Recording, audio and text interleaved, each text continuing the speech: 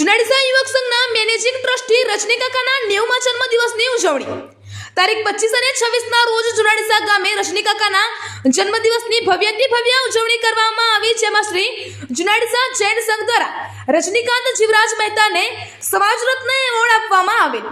જુનાડીસા ગામમાં ભવ્યાતિ ભવ્ય વરઘોડા દ્વારા જૈન દેરાસરથી શાંતિધામ જઈને ત્યાં રજનીકાકાના સ્ટેચ્યુના અનાવરણની વિધિ કરવામાં આવેલ।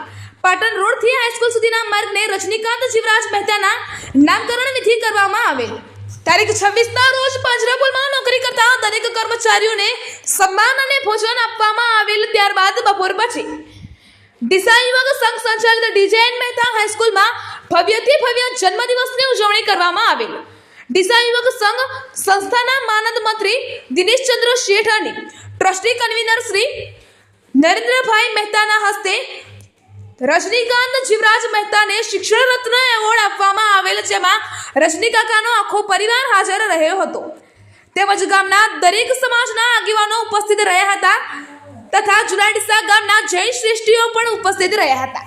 ડીસા યુવક સંઘની ચાલતી તમામ સંસ્થાઓના કર્મચારીઓ ઉપસ્થિત રહ્યા હતા। ડીજેએન મહેતાના કાયમી કર્મચારીઓ દ્વારા રજનીકાકાના જન્મદિવસ નિમિત્તે 51,000નો ચેક પાંજરાપોળની ગાયો માટે આપવામાં આવેલ તથા રજનીકાકા દ્વારા સ્કૂલને 51 લાખનું માતબર દાન આપવામાં આવેલ। સમગ્ર કાર્યક્રમનું સંચાલન અશોકભાઈ ત્રિવેદીએ કર્યું હતું।